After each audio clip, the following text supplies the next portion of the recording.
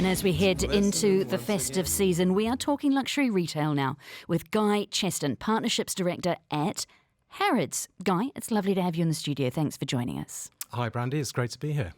We've heard a lot about the issues faced by luxury retailers and by department stores in general through the year. What kind of year has 2019 been for Harrods? Well, despite the geopolitical tensions around the world and threat of China-US trade wars and the slowdown in China, we've actually had a tremendous year. 2019's proved to be a very strong year again. But that's not withstanding some great challenges ahead, I think, for the luxury sector. Tell me about those challenges. I mean, what are you guys, when you're sitting in your meetings, what's on the table?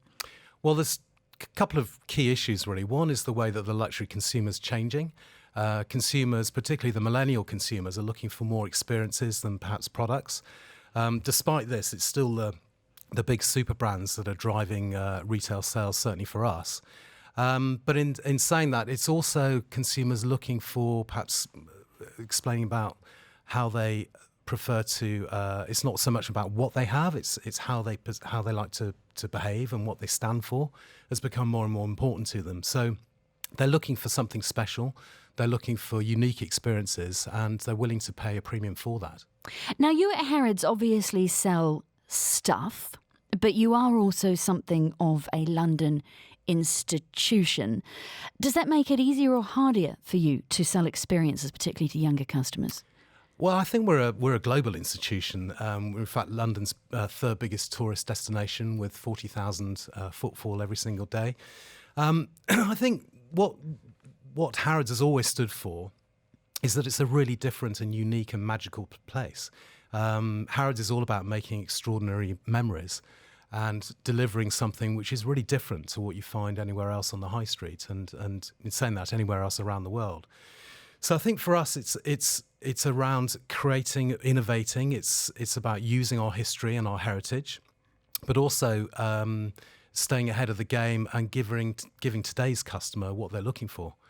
You mentioned international visitors there. How important is the Gulf customer to you? The Gulf customer is our second biggest international customer base behind China. We attract just under 60,000 customers a year from the Middle East region. And they spend significantly in the store, particularly over those peak summer months. And we've attracted quite a lot of business investment over the past few years, with particularly in the property sector, where we've had companies such as Emaar, Demac, Omniat, who've used Harrods as a showcase to market luxury property developments in the region to the Harrods customer in London. Who walks into a department store, maybe to go through the food hall, maybe to buy yourself an outfit, and walks out with a 2-bedroom flat? Well, you'd be surprised. There's this great story of a lady that came in to buy a pair of tights, and she walked out with buying a £10 million property. So it does happen. I think, again, Harrods is the place where you don't just pop in and out. You spend time there. The average dwell time in the store is over 2.5 hours. So people come. It's actually a lifestyle choice in terms of spending a day there, eating in one of our 29 restaurants. It's covering 335 departments. There's 1 million square feet of selling space. So it really is a day out. It's quite an experience. So there is time to browse and to look at different things that are being promoted in store. And yet you also have a very strong e-commerce presence. What percentage of your sales, what chunk of your business is coming online now rather through the actual physical shop?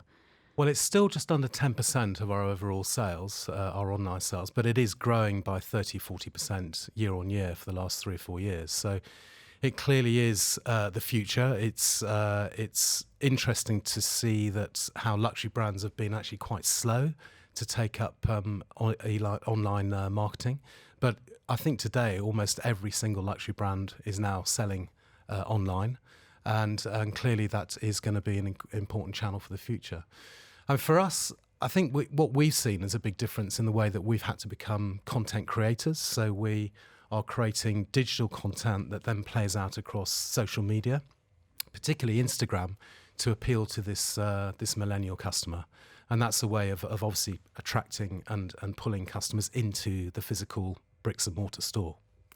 Let's talk about your visit out here to the UAE at the moment. You're the partnerships director, and you mentioned a few of the property brands there that have partnered with Harrods to market to your customers. What other kinds of companies are you speaking to while you're here? Where are those partnerships going? Well, we work with our agency over here, the Media Vantage, who we've been working with for the past 5 years. We started distributing a magazine, the Harrods magazine, which we have done for many years, but we publish an Arabia edition, which we launched a couple of years ago. So that's an important communication tool for us to really keep in touch with our Middle Eastern-based customers, but also to, I guess, just to keep Harrods front of mind in the region, because it is such an important region for us in terms of international customers, and it's making them feel, that they're belonging to Harrods, because I think today so much about engaging with luxury is that sense of belonging to a club, to a brand where you've got that brand affinity. So we feel by having that touch point of the magazine over here, that's really, really important. So, we're open and keen to talk to companies based over here who are looking to reach the Harrods customer, and that alignment with Harrods the brand.